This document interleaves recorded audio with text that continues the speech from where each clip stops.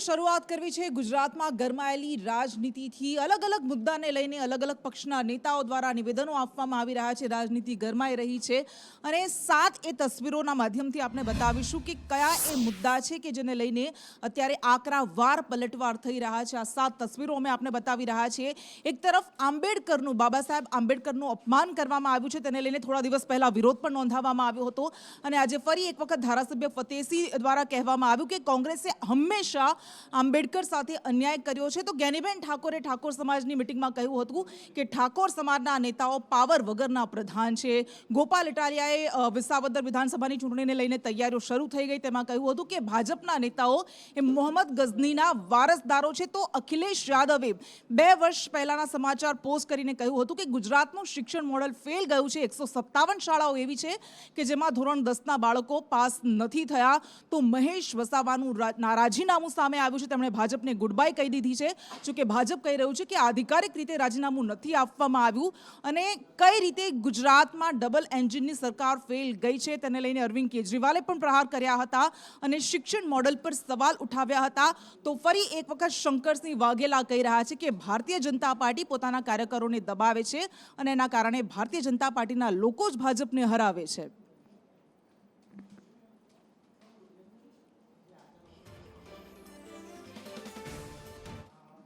અને આદિવાસી નેતા મહેશ વસાવા લોકસભાની ચૂંટણી પહેલા બરાબર 1 વર્ષ પહેલા ભારતીય જનતા પાર્ટી સાથે જોડાયા હતા અને એ સમયે તેવું કહ્યું હતું કે આખી દુનિયા ભાજપ સાથે જોડાઈ રહી છે તો હું કેમ ન જોડાઉં। પરંતુ આજ મહેશ વસાવા આજે કહી રહ્યા છે કે ભારતીય જનતા પાર્ટીમાં કોઈ વિચારધારાને ધ્યાને રાખવામાં નથી આવતી, અન્યાય થઈ રહ્યો છે અને પરિણામે તેમણે છેડો ફાડી દીધો છે। જોકે આદિવાસી સંગઠન ઊભું કરે તેવી શક્યતા છે। એ વખતે પિતા સાથે તેમના જે મતભેદ પણ સામે આવ્યા હતા અને આખરે તેમણે ભારતીય જનતા પાર્ટી સાથે તેઓ જોડાયા હતા, પરંતુ આજ ભાજપને આજે તેમણે છોડી દીધી છે। વધુ વિગત સાથે સંવાદદાતા હિરેન રાવલ આપણી સાથે જોડાઈ ગયા છે। હિરેન, એ સમયે પિતાના સામે જઈને, પિતા સાથે વિરોધમાં જઈને મતભેદ હતા, ઘણું બધું સામે આવ્યું હતું અને તેમણે ભાજપ સાથે જોડાયા હતા, પરંતુ આજ ભાજપને આજે તેમણે છોડી દીધી છે। શું અંદર રંધાઈ રહ્યું છે? પૂર્વ ધારાસભ્ય અને આદિવાસી સમાજમાં અને ખાસ જે ઝઘડિયા વિસ્તાર છે, નર્મદા જિલ્લો છે અને આ જિલ્લામાં સારું એવું પ્રભુત્વ છે એવા મહેશ વસાવા લગભગ 1 વર્ષ પહેલાં ભારતીય જનતા પાર્ટીમાં તેઓ જોડાયા હતા અને પરંતુ આજે બાબા સાહેબ આંબેડકરની જન્મજયંતિ અને 2 દિવસ પહેલાં મહેશ વસાવાનો પણ જન્મદિવસ ગયો છે। એમણે સોશિયલ મીડિયા પર આ પોતાનું રાજીનામું ભારતીય જનતા પાર્ટીના પ્રદેશ પ્રમુખ CR પાટીલને લખ્યું છે। સાથે એમણે કહ્યું છે કે ભારતીય જનતા પાર્ટી અને RSSની વિચારધારાને ખતમ કરવાની જરૂર છે। જે બંધારણ પ્રમાણે આ પાર્ટી નથી ચાલતી અને એટલા માટે તેઓ ભારતીય જનતા પાર્ટીમાંથી રાજીનામું આપે છે, એ પ્રકારનું લખાણ રાજીનામાની અંદર મહેશ વસાવાએ લખ્યું છે। મહત્વનું છે કે મહેશ વસાવા બિલિસ્તાન ટાઈગર સેનાના રાષ્ટ્રીય અધ્યક્ષ પણ હતા અને રાજસ્થાનમાં એમની સિસ્ટર પાર્ટી જે છે એમાંથી 2 થી 3 ધારાસભ્યો પણ ચૂંટાયેલા છે। આ તરફ આ રાજીનામા પછી તેઓ આદિવાસી ક્ષેત્રે નવો કોઈ મોરચો ઊભો કરે એવી સ્થિતિ દેખાઈ રહી છે, કારણ કે આજ મહેશ વસાવાએ બિલિસ્તાન નામનો અલગ પ્રદેશ એ વિસ્તારને જાહેર કરવામાં આવે એ પ્રકારની માંગણી પણ કરી હતી। ભાજપનું કહેવું છે કે પ્રદેશ મોવડી મંડળ સાથે આ અંગે કોઈ એમણે જાણ કરી નથી। એમની કોઈ નારાજગી હશે તો એની સમાધાન કરીશું, એમની સાથે વાતચીત કરીશું। માત્ર સોશિયલ મીડિયા પર એમણે રાજીનામું મોકલી આપ્યું છે। સાથે ભાજપના નેતાઓનું કહેવું છે કે અમે ગયા વર્ષે જે ચૂંટણીઓમાં જીત્યા હતા એના કરતાં વધુ ચૂંટણીઓમાં આગામી દિવસોમાં આ વિસ્તારની અંદર જીત મેળવીશું એવો પણ દાવો વ્યક્ત કરવામાં આવ્યો છે। ત્યાંના સાંસદ મનસુખ વસાવાએ પણ કહ્યું છે કે કોઈ નારાજગી હશે તો એમની સાથે ચર્ચા કરવામાં આવશે, પરંતુ મહત્વનું છે કે વર્ષોથી બિલિસ્તાન ટાઈગર સેના અને ત્યાંની જે આદિવાસી વિસ્તારના જે લોકો છે એમની સાથે રહી અલગ બિલિસ્તાનની માંગ સાથે છોટુ વસાવા અને એમના દીકરા મહેશ વસાવા બંને ભાજપની સામે લડતા હતા। ક્યાંક જરૂરિયાત પડે તો રાજ્યસભાની અંદર ભાજપની સાથે પણ રહેતા હતા।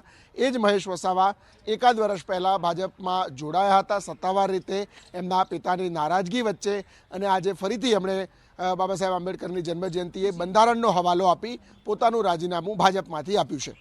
જી બિલકુલ, આભાર આપનો। એટલે રાજીનામું એમણે આપી દીધું છે। ઝઘડિયાના પૂર્વ ધારાસભ્ય મહેશભાઈ વસાવા જેઓ થોડા સમય પહેલા ભાજપમાં જોડાયા હતા, તેઓએ રાજીનામું આપી દીધું છે હવે રાજીનામું કેમ આપ્યું છે, શું કારણ છે એ જાણવા નથી મળ્યું. પરંતુ હું પણ મહેશભાઈને પૂછીશ ભાઈ શું કારણો છે અને કેમ રાજીનામું આપવું પડ્યું, શું જે પણ કંઈ કારણ હશે એ મને કહેશે. અન્ય પક્ષમાંથી પોતાના વિસ્તારમાં ઊભા રહેલા હતા 2022ની અંદર, અને ભારતીય જનતા પાર્ટી જો આદિવાસી વિરોધી પાર્ટી હોત તો જે વિસ્તારમાંથી તેઓ ઊભા રહ્યા હતા એ વિસ્તાર આદિવાસી વિસ્તાર જ છે, અને ત્યાં એમને મત ન મળ્યા અને ભારતીય જનતા પાર્ટીના ઉમેદવારને મત મળ્યા. એટલે એના પરથી સ્પષ્ટ દેખાઈ આવે છે કે આદરણીય નરેન્દ્રભાઈના નેતૃત્વની અંદર ભારતીય જનતા પાર્ટી સૌનો સાથ સૌનો વિકાસ, એમાં કોઈ આદિવાસી કે કોઈ SC ST કે સવર્ણ એવો કોઈ ભાગ પાડવામાં નથી આવતા. વ્યક્તિ એ ભારતનો નાગરિક છે ને ભારતના નાગરિકનું કલ્યાણ થવું જોઈએ, એનો વિકાસ થવો જોઈએ. ભારતીય જનતા પાર્ટીને આદરણીય નરેન્દ્રભાઈની નેમ રહી છે.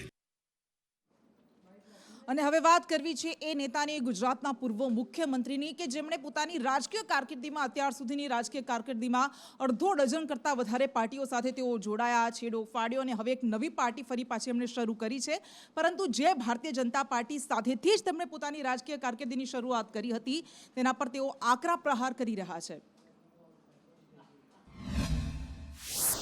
જે ભારતીય જનતા પાર્ટી 30 વર્ષથી ગુજરાતમાં છે, તમે મને સમજાવો કે કોઈ પણ ભાજપને જેને મત આપ્યો આજે પણ ભાજપમાં હોય એને એની ઈચ્છા પ્રમાણે જીવી શકે છે ખરો? ભાજપવાળો પોતે ખુશી કે સુખી છે ખરો?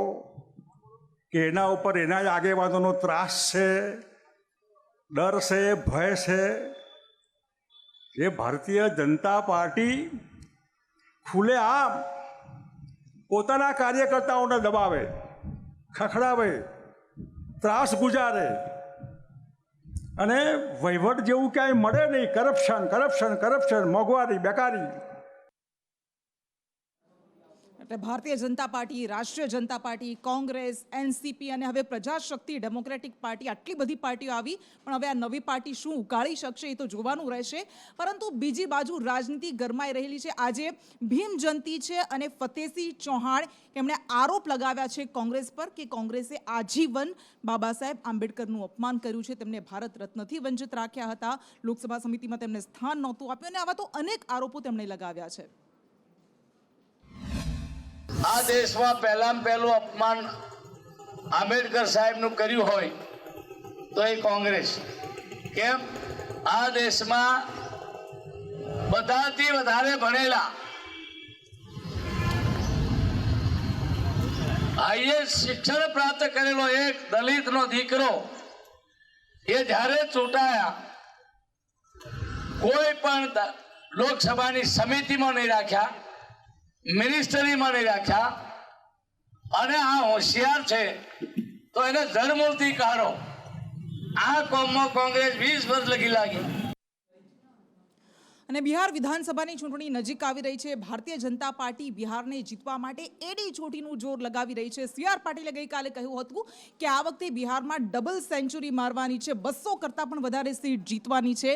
અને ભરૂચમાં આજે બિહારમાં મંત્રીએ કહ્યું, બિહારના મંત્રી જીવેશ મિશ્રાએ કહ્યું કે 225 સીટ NDA જીતશે, કારણ કે અત્યાર સુધી JDUનું કોઈ અન્ય પક્ષ સાથેનું ગઠબંધન ક્યારેય સફળ નથી રહ્યું, ભાજપ સાથેનું જ સફળ રહ્યું છે. जिम्मेदारी के साथ आपके चैनल पे कहना चाहता हूं कि आगामी चुनाव में NDA गठबंधन बिहार के अंदर 225 सीटें जीत कर आएगी. और मैं जिम्मेदारी के साथ ये भी कहना चाहता हूं कि 2010 में राष्ट्रीय जनता दल का जो हाल बिहार में हुआ था, उससे भी बुरा हाल इस बार 2025 में होने वाला है.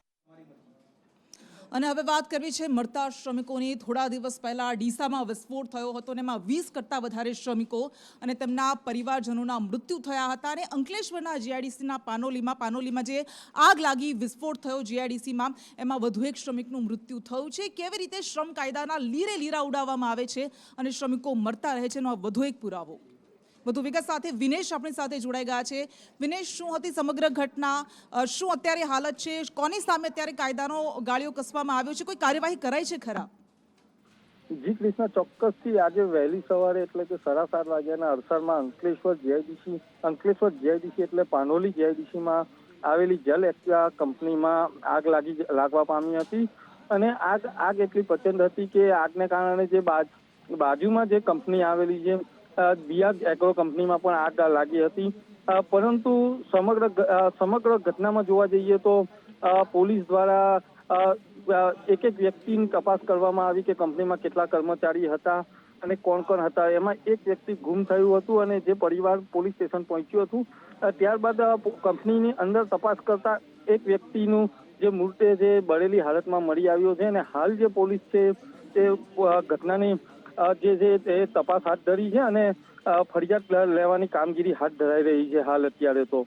પરંતુ જોવા જઈએ તો અવારનવાર અંકલેશ્વર પાનોલી કે સ્ક્રેપ ગોડાઉન હોય છે ત્યાં અવારનવાર આવી આગની ઘટનાઓ લાગતી રહે છે. જો કે વહીવટી તંત્ર કોઈક નક્કર પુરાવા લઈને કામ કરે તો જ આમાં કોઈક નિરાકરણ આવી શકે એમ છે. જી બિલકુલ વિનેશ, આભાર આપનો. એટલે કાયદા તો અનેક છે પરંતુ આ કાયદા પેપર પર જ રહી જાય છે અને પરિણામે શ્રમિકોને ભોગવવું પડે છે. અત્યારે એક તરફ ગુજરાત પ્રચંડ ગરમીમાં શેકાઈ રહ્યું છે, સુરત જાણે કે આગ ઓકી રહ્યો છે, પરંતુ આ બધા વચ્ચે જાહેરનામા બહાર પાડવામાં આવે છે. આ જાહેરનામાનું અમલીકરણ ક્યાં છે એ સવાલ ઉઠતા રહે છે. સાબરકાંઠામાં બપોરના 1 થી 4 શ્રમિકોને પાસે કામ ન કરાવવું એવું જાહેરનામું બહાર પાડવામાં આવી રહ્યું છે, પરંતુ આ પરિપત્રનો ઉલાળ્યો થઈ રહ્યો છે કારણ કે બિલ્ડર્સ એ જાહેરનામાનું અમલીકરણ નથી કરી રહ્યા. હિતેશ રાવલ આપણી સાથે જોડાયા છે. હિતેશ. જી કૃષ્ણા, સાબરકાંઠામાં શ્રમ અધિકારીનું આદેશનું ઉલ્લંઘન થયું છે, જેમાં ધૂમધમતા આકરી ગરમીમાં ભર બપોરે શ્રમિકો કામ કરી રહ્યા છે. હિંમતનગર શામળાજી હાઈવેના ડિવાઈડર પર કલર કામ કરતા શ્રમિકો નજરે પડી રહ્યા છે. હિંમતનગરમાં આજે 42 ડિગ્રી કરતા વધુ તાપમાન નોંધાયું છે. જોકે સરકારના આદેશોને પણ નથી ગણકારતા કોન્ટ્રાક્ટરો. જોકે મજૂરીની ગરમીમાં કેવી હાલત થાય તે તેમને ખબર નથી. પણ 3 દિવસ પહેલા જે જાહેરનામું બહાર પાડ્યું હતું અને જાહેરનામામાં બપોરે 1 થી 4 શ્રમિકોના કામ ન કરવાનું સૂચન આપવામાં આવ્યું હતું. જાહેરનામાને અવગણી કામ કરી રહ્યા છે કોન્ટ્રાક્ટરો. જી બિલકુલ હિતેશ, આભાર આપનો. અને અહીંયા જે રસ્તાઓ બને છે, કોઈ પણ બાંધકામ થાય છે તો એમાં કોન્ક્રીટની સાથે એક ખૂબ મહત્વનું તત્વ ઉમેરાયેલું હોય છે ને એ છે ભ્રષ્ટાચારનું તત્વ. અને એ જ કારણ છે કે રોડ બને એના તો થોડા દિવસમાં પોપડા ઉખડવા માંગે છે, રસ્તાઓ પીગળવા માંગે છે. વડોદરાથી આ દ્રશ્યો જે અમે આપને બતાવી રહ્યા છીએ દાંડિયા બજારના, કે જેમાં રોડ પીગળવા લાગ્યો છે. હજુ તો 40-42 ડિગ્રી તાપમાનમાં આવી હાલત થઈ છે અને ટાયર જો વધારે તાપમાન વધશે તો ટાયર ચોંટી જાય તેવી પરિસ્થિતિ છે. તો આ રોડ કેવી રીતે બન્યા એ સવાલ ઉઠી રહ્યા છે. રેતી વહેલી તકે નાખી જાય તો બહુ સારી વાત છે. કેટલા દિવસથી પીગળી ગયા? રોજ જે પીગળે જ છે જ્યારથી આ ડિગ્રી વધી ગઈ ત્યારથી. ક્યારે આ રોડ બનાવ્યો? હજી તો આ મહિનો જ થયો છે. એક જ મહિનો? હા. હજી કોઈ રેતી બેતી નાખી ગયેલું? રેતી નાખી ગયા પણ આ ખોદકામ તો થઈ ગયું. આ પેલી ગેસ લાઈન નાખી ને પછી પાછું ખોદી નાખ્યું હતું. એટલે રેતી હજુ નાખી નથી પછી એના પછી? એક વખત નાખીએ પછી એ તો સાઈડમાં જતી રહી. હા, પછી વહેલી તકે નાખી જાય તો સારું પડે. વડોદરામાં હજુ તો હીટવેવની શરૂઆત થઈ નથી અને અહીંયા રોડ પીગળવાની શરૂઆત થઈ ગઈ છે. અને આજે દાંડિયા બજાર વિસ્તાર છે, અહીંયા રોડ પીગળી રહ્યો છે. ને તમને અમારા પણ બૂટ બતાવીએ કે અહીંયા પણ ચાલવાની તકલીફ છે. અહીંયા જે પગરખા કે બૂટ હોય તે અહીંયા ચોંટી જતા હોય છે. અને અહીંયાથી જે રાહદારીઓ અહીંયા પસાર થઈ રહ્યા છે તેમના પણ અહીંયા બૂટ અહીંયા ચોંટી રહ્યા છે. આપણે બતાવીએ આ દ્રશ્યો કે અહીંયા ચાલવાની પણ તકલીફ પડી રહી છે. અને ચાલો તો અહીંયા બૂટ ચોંટી જાય છે. એટલે સ્વાભાવિક છે કે અહીંયા આસપાસ દુકાનો આવેલી છે ને ખાસ કરીને સર્જિકલની દુકાનો આવેલી છે. સાહેબ, તમારી પણ અહીંયા દુકાનો આવેલી છે, તમે ચાલી રહ્યા છો, તમારા બૂટ અહીંયા ચોંટી રહ્યા છે. હા, આ રોડ પીગળી રહ્યો છે અને ગરમીના લીધે એના લીધે તકલીફ પડી રહી છે. અહીંયા આગળ જનરલમાં બધી પબ્લિકને જે બી પસાર થાય છે એ દરેકને કંઈ ને કંઈ તકલીફ થઈ રહી છે. તમે જોઈ શકો છો કે રોડ પીગળી રહ્યા છે. તમે અહીંયાથી આવ્યા છો, અહીંયા રોડ અહીંયા પીગળી રહ્યો છે, કેટલી તકલીફ પડે છે? કશું નહીં, સારું છે બધું. એટલે ચપ્પલ ચોંટી જાય છે અહીંયા? ચોટી જાય છે. હા, ગરમી તો છે ને. તમારા બાળકના પણ ચપ્પલ આપણે ચોંટી ગયા હતા આયા ત્યારે? ચપ્પલ ચોંટી ગયો બકા? તમારા પણ ચપ્પલ ચોંટી ગયા છે? રેતી નાખવી જોઈએ કારણ કે આસપાસ જે દુકાનો છે તે પણ મેડિકલની દુકાનો છે, સર્જિકલ સામાન મળી રહ્યો છે અને તેના કારણે લોકો માંગ કરી રહ્યા છે કે અહીંયા તાત્કાલિક સમારકામ થાય તો રેતી નાખવામાં આવે, તેના કારણે લોકોને મુશ્કેલી થાય. કેમેરા પર્સન નિકેશ વણન સાથે કુણાલ શર્મા, સંદેશ ન્યૂઝ, વડોદરા. એટલે તમે આ જોયું, આપણા અધિકારીઓ, આપણા પદાધિકારીઓ આપણા જ કરોડોના ખર્ચે વિદેશમાં જાય, ત્યાંના ઇન્ફ્રાસ્ટ્રક્ચરનો અભ્યાસ કરવા માટે અને પછી આવીને બનાવે એવા રોડ કે જે 40 ડિગ્રીમાં તો પીગળવા પણ લાગે છે. પરંતુ ગરમી હજુ વધવાની છે. અત્યારે મોટાભાગના જિલ્લામાં, મોટાભાગના શહેરોમાં 40 ડિગ્રીને પાર પહોંચી ગયું છે તાપમાન, પરંતુ હજુ તો 45 ડિગ્રીને પાર જશે એવી સંભાવના છે. આ વખતે એવું અનુમાન છે કે ઉનાળો ખૂબ આકરો બનવાનો છે, રેકોર્ડ તોડવાનો છે. અને અમદાવાદમાં આજે યલો એલર્ટ જાહેર કરવામાં આવ્યું છે. ગઈકાલે 41 ડિગ્રી તાપમાન હતું, 42 ડિગ્રી તાપમાન આજે પહોંચશે તેવી પૂરેપૂરી સંભાવના છે. અને હજુ આ તો એપ્રિલનું મધ્ય છે, પરંતુ જેમ જેમ સમય આગળ વધશે 47 ડિગ્રીને પાર પણ તાપમાન પહોંચી શકે એવા પણ અનુમાન કરવામાં આવ્યા છે. आने वाले 4 दिनों के लिए मैक्सिमम टेम्परेचर में 2 से 3 डिग्री की बढ़ोतरी का पूर्वानुमान है. उसके बाद 2 से 3 डिग्री के मैक्सिमम टेम्परेचर में फॉल का पूर्वानुमान है. और हीट वेव वार्निंग की बात करेंगे तो डे 2, डे 3, डे 4 यानी 15, 16 और 17 के लिए गुजरात रीजन और सौराष्ट्र कच्छ के लिए हीट वेव की वार्निंग है. और जो डिस्ट्रिक्ट है जहाँ पे हीट वेव की वार्निंग है और साथ में येलो अलर्ट जारी है वो डिस्ट्रिक्ट है बनासकांठा, साबरकांठा, राजकोट और कच्छ डिस्ट्रिक्ट हैं. यहाँ पे 15, 16 और 17 तारीख में हीट वेव की वार्निंग और साथ में येलो अलर्ट है. અને હમણાં જ આપણે વાત કરી મરતા શ્રમિકોની. આવા શ્રમિકો અનેક દુર્ઘટનાઓમાં મરતા રહે છે, ત્યારબાદ તપાસ કમિટીઓ રચાય છે, તપાસના તરકટ રચાય છે, પરંતુ એ પહેલાં એમના જીવનનું કોઈ મૂલ્ય છે ખરું એવા સવાલ એટલા માટે ઉઠે કારણ કે દુર્ઘટના બાદ જ લોકો જાગે છે, તંત્ર જાગે છે. આણંદથી આજે આવી જે ઘટના સામે આવી છે કે કોઈ પણ પ્રકારની સેફટી વગર નિયમોના ધજાગરા ઉડાવીને શ્રમિકો પાસે કામ કરાવવામાં આવી રહ્યું છે. ઉમરેઠનો આ વિડીયો છે જેમાં જીવના જોખમે આ શ્રમિક પાસે ઓવરહેડ પાણીની ટાંકીનું કામ કરાવાઈ રહ્યું છે.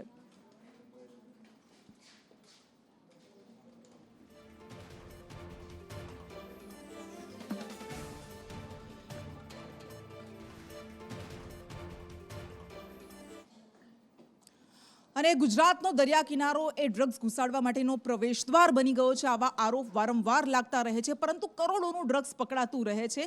અને આજે એક મોટી સફળતા મળી છે એટીએસ અને કોસ્ટગાર્ડના સંયુક્ત ઓપરેશનમાં કે જેમાં કરોડોનું ડ્રગ્સ ઝડપી પાડવામાં આવ્યું છે. આ ડ્રગ્સ ગુજરાતમાં ઘુસાડવામાં આવે, તમિલનાડુ પહોંચાડવામાં આવે તે પહેલાં જ બાતમીને આધારે આ ઓપરેશન પાર પાડવામાં આવ્યું અને 300 કિલો કરતાં વધારે ડ્રગ્સ ઝડપી પાડવામાં આવ્યું.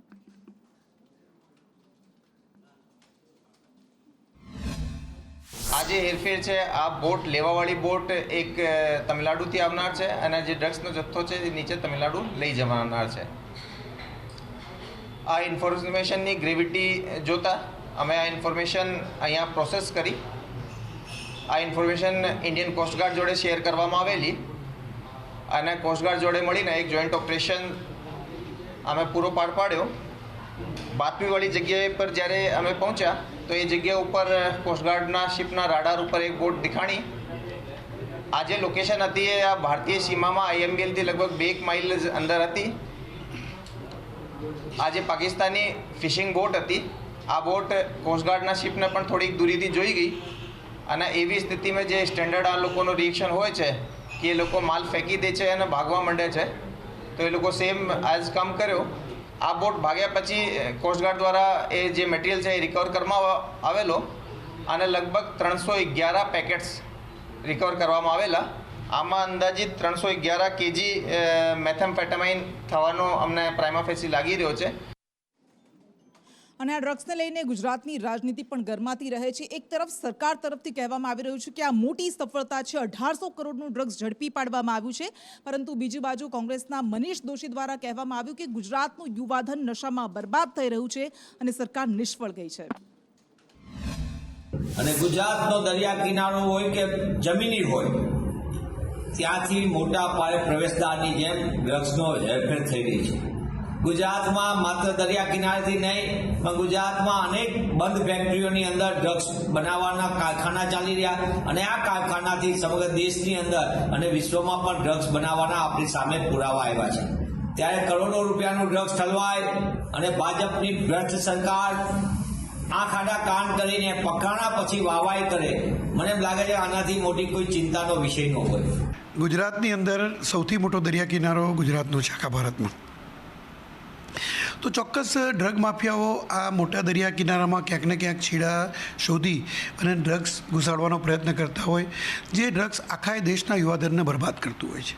અને આ ડ્રગ્સને પકડવામાં છેલ્લા 3 વર્ષમાં તમે જુઓ તો ગુજરાત પોલીસ અને ગુજરાતની ભારતીય જનતા પાર્ટીની સરકાર, આદરણીય મુખ્યમંત્રી શ્રી ભૂપેન્દ્રભાઈ પટેલ તેમજ ગૃહ રાજ્યમંત્રી શ્રી હર્ષભાઈ સંઘવીના સીધી દોરવણી હેઠળ ગુજરાત પોલીસે જે કાર્યો કર્યા છે અને લગભગ હજારો કરોડ રૂપિયાનું સેંકડો કિલો ડ્રગ્સ પકડી પાડ્યું છે અને ભારતના યુવાધનને બરબાદ થતું અટકાવ્યું છે. અને પોલીસની કામગીરીની પ્રશંસા કરવાની હોય હવે વાત કરવી છે સ્માર્ટ સિટીના દાવા વચ્ચે ગટરના પાણીમાં જીવાતી જિંદગીની નિકોલનો એ વિસ્તાર જે છેલ્લા 3 મહિના કરતાં પણ વધારે સમયથી આ ગટરિયા પાણીમાં જીવી રહ્યો છે, આ સજા ભોગવી રહ્યો છે. આ અહેવાલ પ્રસારિત કરવામાં આવ્યા સંદેશ ન્યૂઝ દ્વારા અને ત્યારબાદ ધારાસભ્ય બાબુ જમનાદાસ પટેલ પણ ત્યાં પહોંચ્યા હતા. તેમણે પણ કહ્યું હતું કે થોડા સમયમાં જ આનું નિરાકરણ આવી જશે, પરંતુ તેમ છતાં નિરાકરણ નથી આવી રહ્યું અને લોકો આ હાલાકી ભોગવી જ રહ્યા છે. અમદાવાદના નિકોલ વિસ્તારનો ગોપાલ ચોક હાલ સ્થાનિકો માટે માથાનો દુખાવો બન્યું છે અને આ ગોપાલ ચોક ગટર ચોક બની ગયો હોય તેવી સ્થિતિ સામે આવી રહી છે, કારણ કે સતત 7 દિવસથી અહીંયા આ પ્રકારે ગટરના ગંદા પાણીનો ભરાવો થઈ રહ્યો છે. ત્યારે અહીંયા જે સ્થાનિકો છે તેમની સાથે પણ આપણે વાતચીત કરીશું કે તે લોકોને શું કહેવું છે કે કેટલા સમયથી આ પ્રકારની મુશ્કેલીનો તે લોકો સામનો કરે છે ને કોર્પોરેશનમાં અનેક રજૂઆતો કરવામાં આવી છે, ડીવોટરિંગ મશીન પણ મૂકવામાં આવ્યા છે. કામ કરે છે મશીન? નહીં, ખાલી શોભાના ગાંઠિયા છે. જ્યારથી ફરિયાદ કરી છે ત્યારથી પાણી બમણું થયું, પાણી ઘટતું નથી. અને બીજું કોર્પોરેટર મૌખિક ફરિયાદ કરીએ તો એવું કે તમારું નામ શું, દાદાગીરી કરે. ખ્યાલ આવ્યો તમને? એક ખ્યાલ આવી જશે એને. બરાબર, શું કહેવું છે તમારું? અહીં માત્ર ને માત્ર ડી વોટરિંગ મશીન મૂકવામાં આવ્યા છે. બરાબર છે, આ એક મશીન અડધી કલાકે પાણી ઠલવીને આવે છે, ત્યાં સુધીમાં અહીંયા 4 મશીનનું પાણી બહાર નીકળી જાય છે. એવું દેખાઈ રહ્યું છે કે આજે ડી વોટરિંગ મશીનો મૂક્યા છે પણ ભારતીય જનતા પાર્ટીના મળતિયાઓના છે. અહીંયાથી સૌથી મોટી સંખ્યામાં આજ સુધી જમીનની નીચે ભ્રષ્ટાચાર કર્યો છે, હવે જમીનની ઉપર ભ્રષ્ટાચાર કરવામાં આવી રહ્યો છે. આ 1 મહિના છે કાયમ પરિસ્થિતિ આને આ જ છે. ટેક્સ બિલમાં 1 રૂપિયો બાકી હોય તો ટેક્સ લેતા નથી અને 1 દિવસ ઉપર જાય તો એનું વ્યાજ સહિત વસૂલ કરે છે. અત્યારે હાવ પ્રજા હેરાન છે આના હિસાબે. શું કહેવું છે? કોર્પોરેશનના અધિકારીઓ પાસે પણ આનું કોઈ સોલ્યુશન નથી. બળદેવભાઈએ કાલે અમને અમારા ચેરમેનને બધાને બી ગયા હતા ને, કાલ રવિવાર હતો એટલે કે પબ્લિક ભેગી થશે તો મારું આવી બનશે. તો કાલ બધાને ફોન કરીને સવારમાં 8 વાગ્યાને હું કે આજે એક દિવસ સંભાળી લેજો ચેરમેન બધાને, એ કે રાતે 11 વાગ્યા સુધીમાં હું બધો નિકાલ લાવી દઉં છું. બરાબર, અને આજે ફોન ઉપાડતા નથી ને આ જો આટલું પાણી ભરાઈ ગયું. ગટરના ગંદા પાણીમાંથી લોકો પસાર થઈને બીમારીમાં સપડાઈ રહ્યા છે, હેરાન પરેશાન થઈ રહ્યા છે અને લોકો ત્રાહિમામ પોકારી ઉઠ્યા છે. કેમેરા પર્સન મનીષ વાણિયા સાથે આયુષી યાજ્ઞિક, સંદેશ ન્યૂઝ, અમદાવાદ. વોરમાં આગળ વધીને વડોદરામાં ભારતીય જનતા પાર્ટીના નેતાએ નિયમોને નેવે મૂકીને કોમ્પ્લેક્સ ઊભું કરી દીધું હતું. જોકે હવે આ કોમ્પ્લેક્સને શ્રી સરકાર કરવાના આદેશ આપવામાં આવ્યા છે નાયબ કલેક્ટર દ્વારા.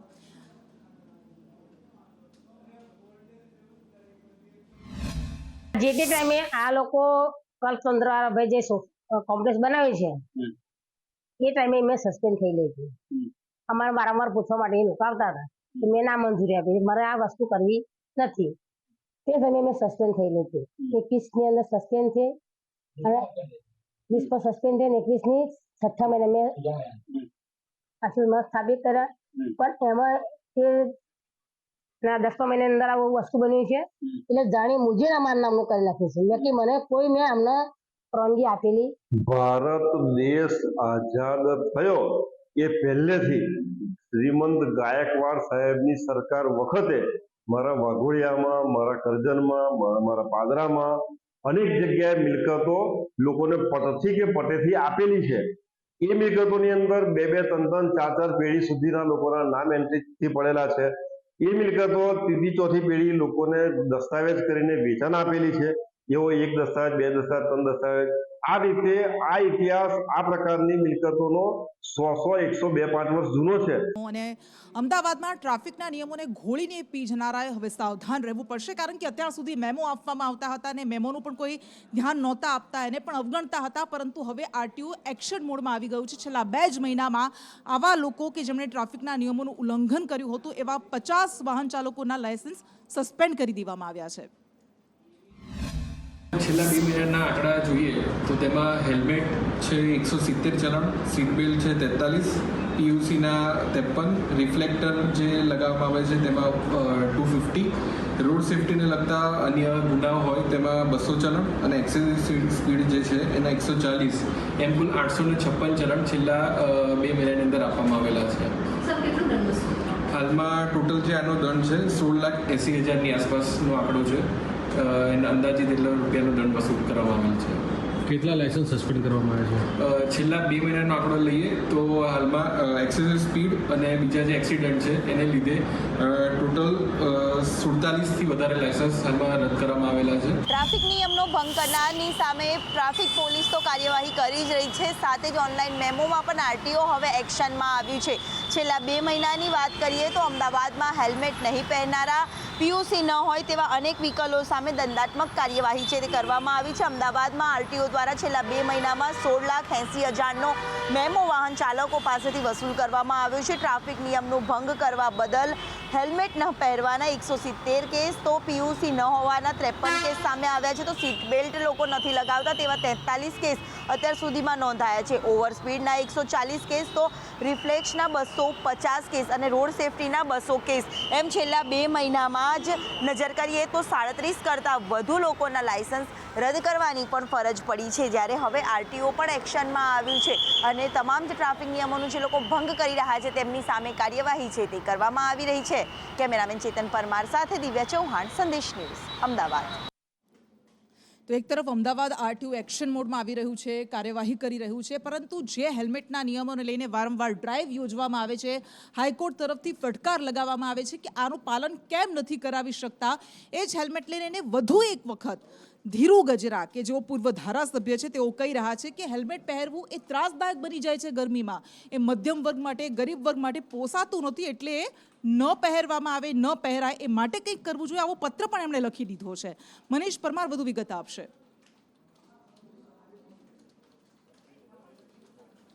જી કૃષ્ણા, બિલકુલ વાત કરીએ તો ધારાસભ્ય ધીરુ ગજેરાએ મુખ્યમંત્રીને પત્ર લખ્યો છે અને હેલ્મેટનો કાયદો છે તે રદ કરવાની માંગ કરી છે. કારણ કે સુરત શહેરમાં જે રીતના 40થી 42 ડિગ્રી તાપમાન પહોંચી જાય છે અને લોકો અસહ્ય ગરમીથી હેરાન પરેશાન છે. અને ખાસ કરીને વાત કરીએ જ્યારે હેલ્મેટ પહેરે છે ત્યારે લોકો આ હેલ્મેટથી ત્રાસી જતા હોય તે રીતના પત્ર લખવામાં આવ્યો છે. સાથે જ બીજી બાજુ વાત કરી છે, એમણે કહ્યું છે કે સુરત શહેરમાં જે 20થી લઈને 30ની સ્પીડ પર જ ગાડી ચાલે છે અને દર અડધો કિલોમીટરમાં 3થી 4 સિગ્નલ આવે છે. અને ખાસ કરીને વાત કરીએ તો ટ્રાફિક પોલીસ છે તે ડ્રાઈવ હોતી હોય છે અને ગરીબ માણસ જે ટુ વ્હીલર ચલાવતા હોય છે તેને લૂંટતી હોય છે. આવા કાયદાને રદ કરવામાં આવે, કારણ કે જે રીતના તેમણે કારણ દર્શાવ્યા છે, બમ્પર હોય કે પછી સિગ્નલ હોય કે પછી કહેવાય કે જે સ્પીડ લિમિટ હોય, આ તમામ જોઈને જે હેલ્મેટના કાયદા છે તે રદ કરવાની માંગ જે કહેવાય કે મુખ્યમંત્રીને પત્ર લખીને કરવામાં આવી છે. જી જે બિલકુલ આભાર આપનો. અને હવે વાત કરવી છે એ કાયદાની જેને લઈને અત્યારે સૌથી વધારે વિરોધ થઈ રહ્યો છે. પશ્ચિમ બંગાળનું મુર્શિદાબાદ તો સળગ્યું અને હિંસા ભડકી હતી, પરંતુ આ જ વક્ફને લઈને હવે હરિયાણાના હિસારમાં પ્રધાનમંત્રી નરેન્દ્ર મોદીએ કહ્યું કે જો વક્ફ સંપત્તિને લઈને જે કોંગ્રેસ દ્વારા કાયદો બનાવવામાં આવ્યો હતો, વારંવાર સુધારા કરવામાં આવ્યા હતા, તે એટલા જ યોગ્ય હોત તો મુસ્લિમ યુવાનો અત્યારે સાયકલના પંચર ન કરતા હોત. તેમણે એમ પણ કહ્યું કે કોંગ્રેસે બંધારણનો હંમેશા શસ્ત્ર તરીકે તુષ્ટિકરણની રાજનીતિ માટે उपयोग કર્યો છે. और आज ईमानदारी से उसका उपयोग हुआ होता तो मेरे मुसलमान नौजवानों को साइकिल के पंक्चर बना करके जिंदगी नहीं गुजारनी पड़ती. और ये भूमाफिया किसकी जमीन लूट रहे थे?